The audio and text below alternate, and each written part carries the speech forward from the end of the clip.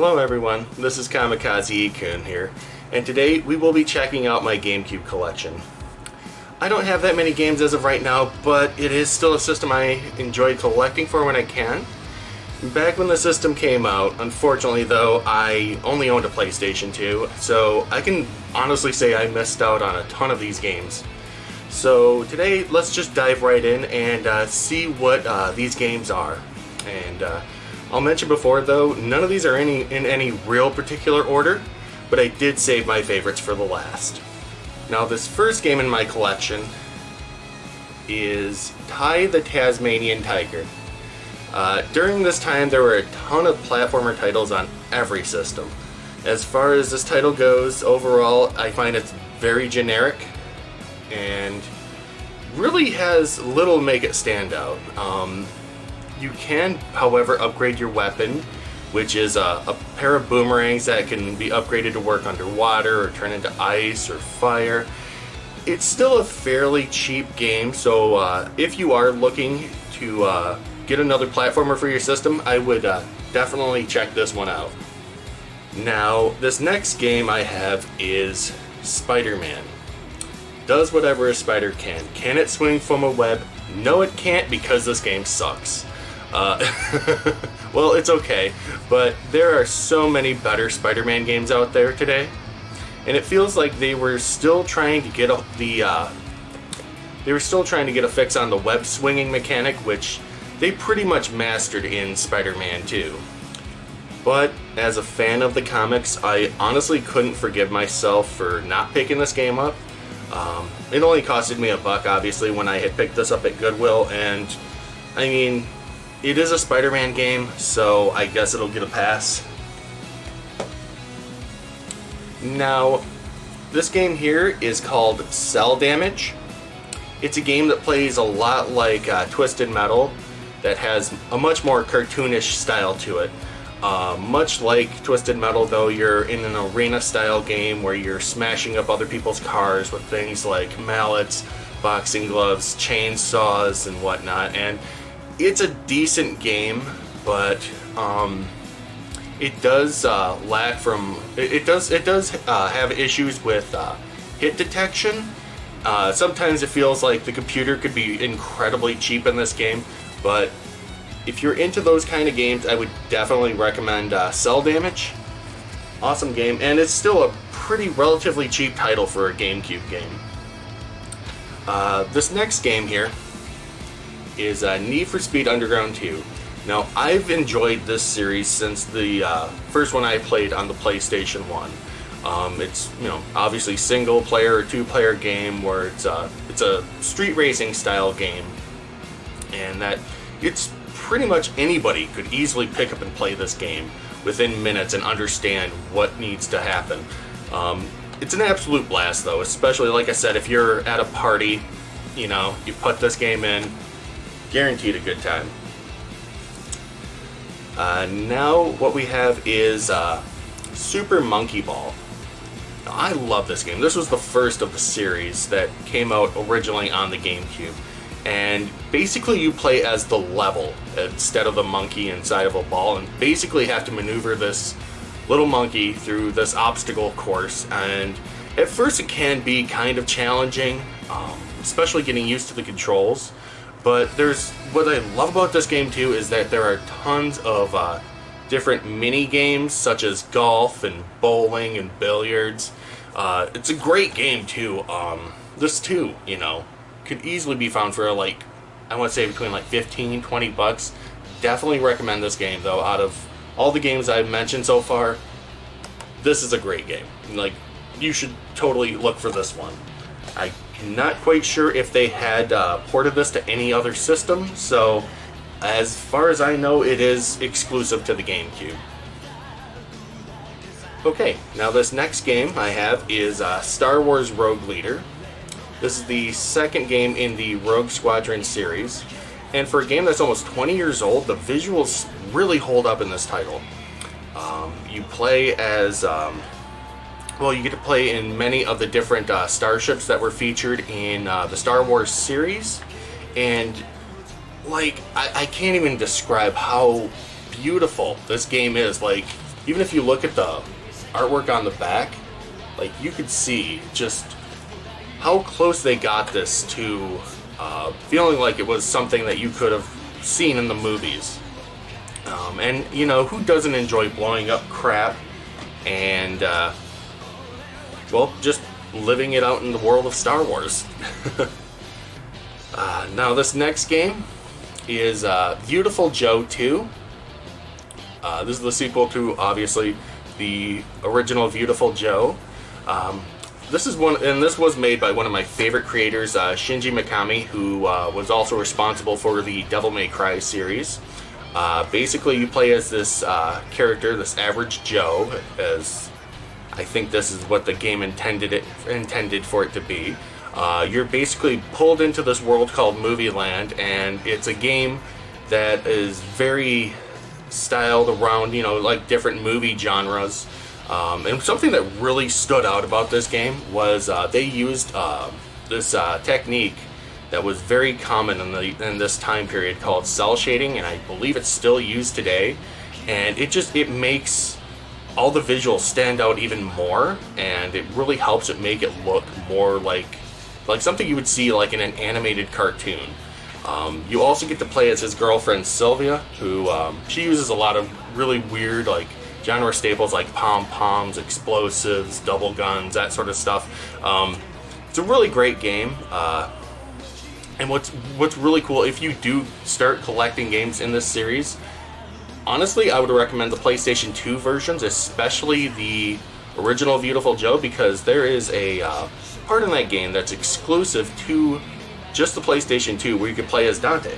So it's kind of like a nice little nod to the creator himself. And I personally think like this is a great game too that you can easily pick up and play. Alright, now this game is Mario Golf Toadstool Tour. Now, while I have said in the past that I don't necessarily collect sports titles, I do tend to make an exceptions for ones that are based on video games or cartoon characters. And clearly in this game, you'll be playing 18 rounds, trying to avoid hazards like chain chomps, pitfalls, Goombas, all sorts of Mario staples that you would encounter in the games. And, you know, for a sports game, this is not a bad game at all. Like, it's pretty freaking awesome.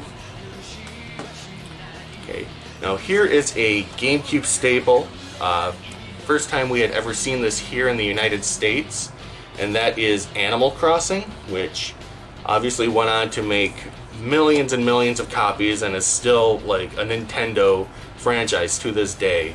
Now, I loved this game when it first came out, which is kind of cool because sometimes when you're looking around for this particular game, it'll be missing that little memory card, which has it actually has some NES games logged in there.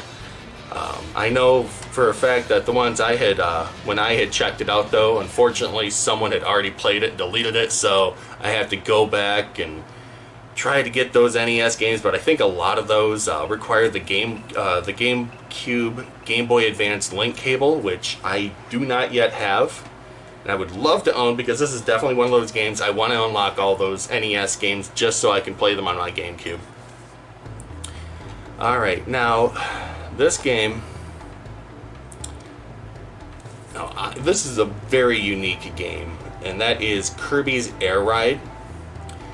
This one holds up really well. Like, if you enjoy the style of Kirby, like the bright, colorful animation, and just how endearing the game is in general, you will enjoy this game.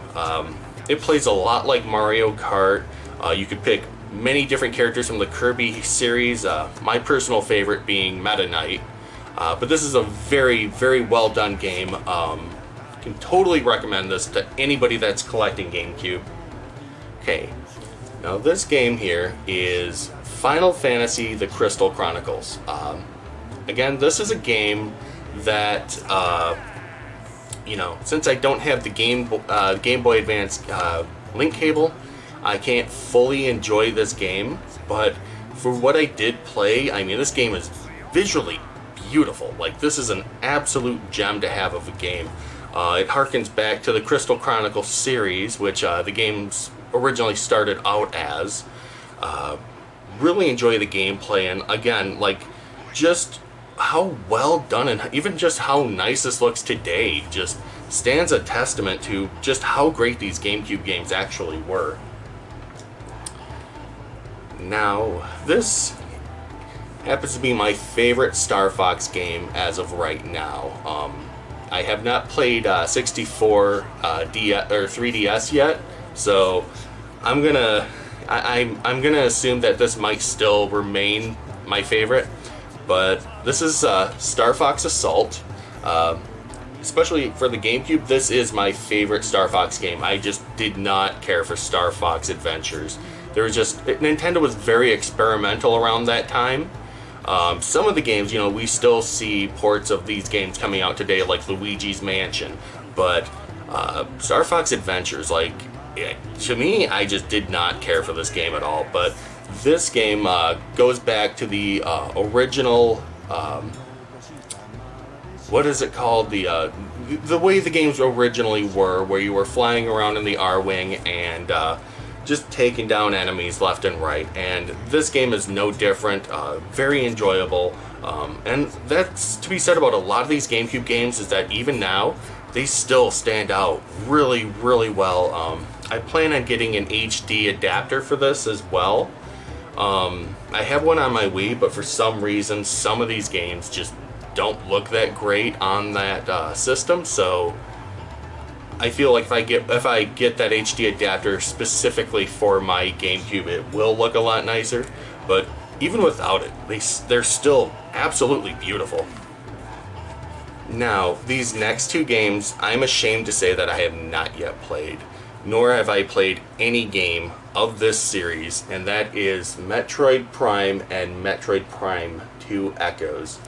And like I said, I have no idea how these games are. I do know they changed the formula a little bit, and they put this in a first-person perspective, kind of like games like Skyrim or Fallout, or games with, you know, that first-person view. And I've seen videos of this game being played, and it looks pretty awesome. I have so many other games to play as well, and every time I think about playing this game, the game comes up. So eventually I will get around to this, and I can honestly hear the angry mob and the pitchforks clanking. You can do it, Ozzy! Bite his freaking head off! I'm sorry.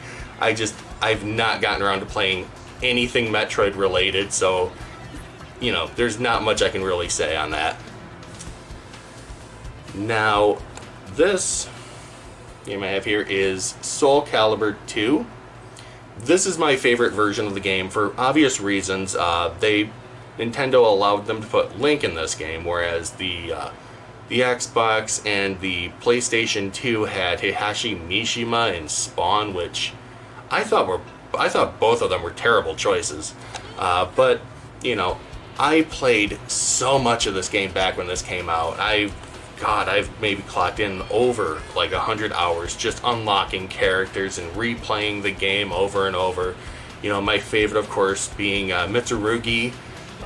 Always had a thing for those samurai-style characters. But yes, and it's still a very, very cheap game. You should definitely pick this one out if you do collect for the GameCube. This not my top Soul Calibur game. I would say this is probably one of the better ones, one of the better installments in the series. Now, I'm afraid to say that this is also a game I have not yet played, and that is Bettan Kaitos Origins. I've seen a little bit of gameplay here and there. They use like a card system to determine like what kind of moves, attacks, spells you use. And visually, this thing looks absolutely beautiful. And, you know, I rarely ever pass up a role-playing game, ever. But sadly, this one, you know, is just... Someday I'm going to end up playing this, but as of right now, again, it's another title I can't really say too much about because obviously I've never played it. Okay, now these next two games I have played. quite a few times, and that is Resident Evil 0 and the Resident Evil Remake.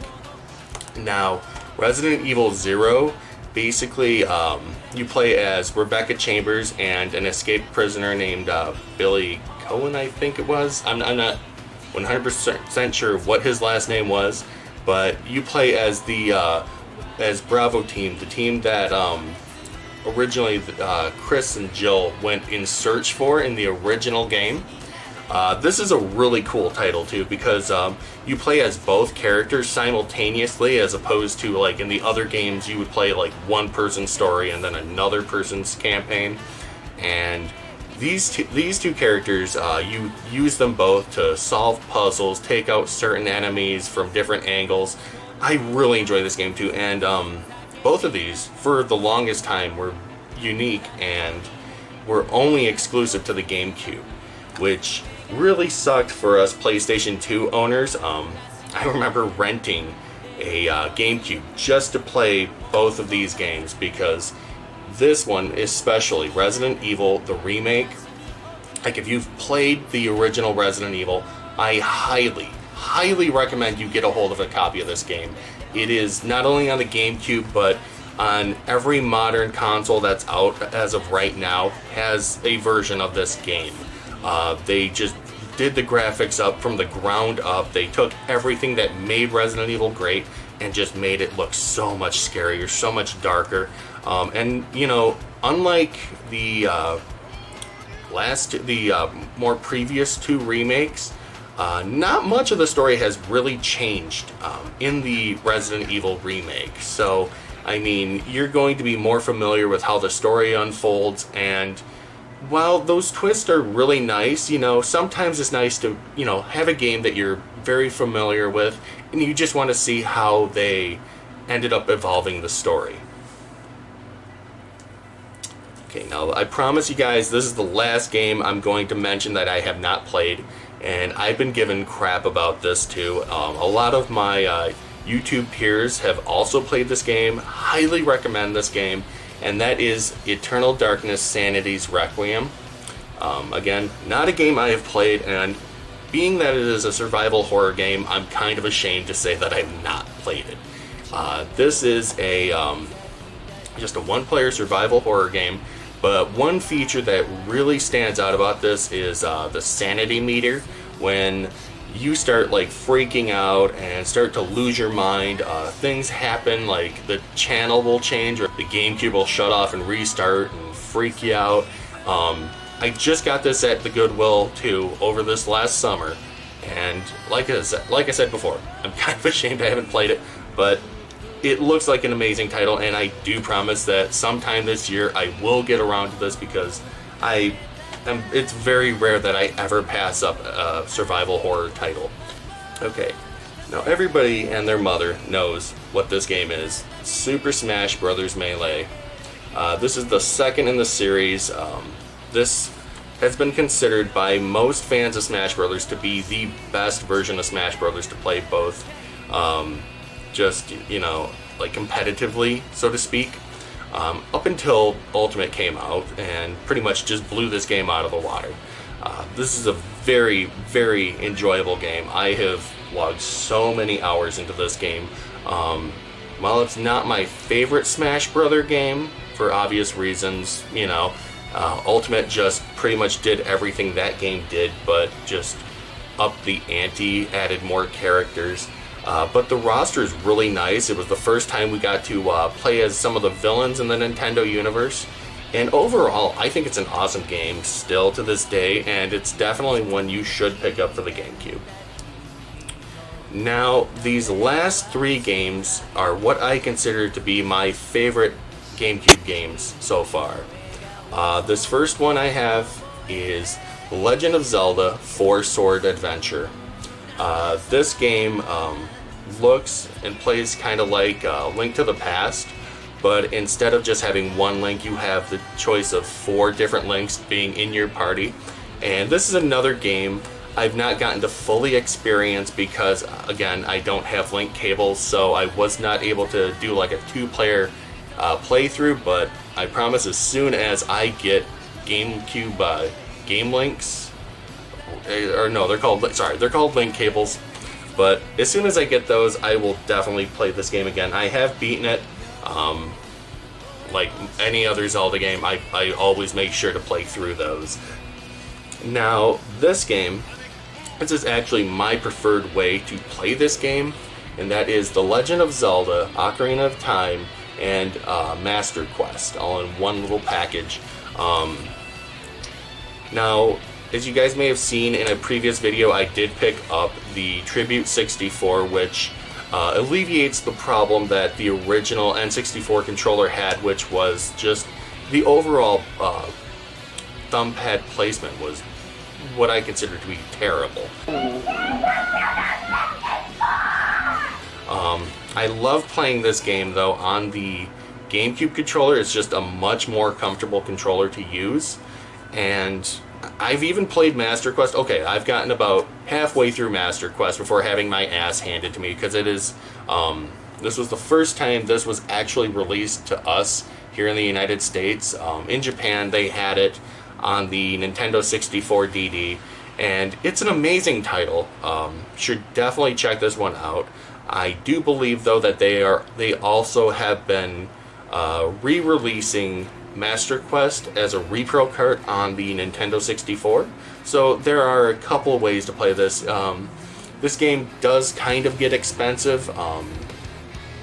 Last I'd seen this was about a $60 game.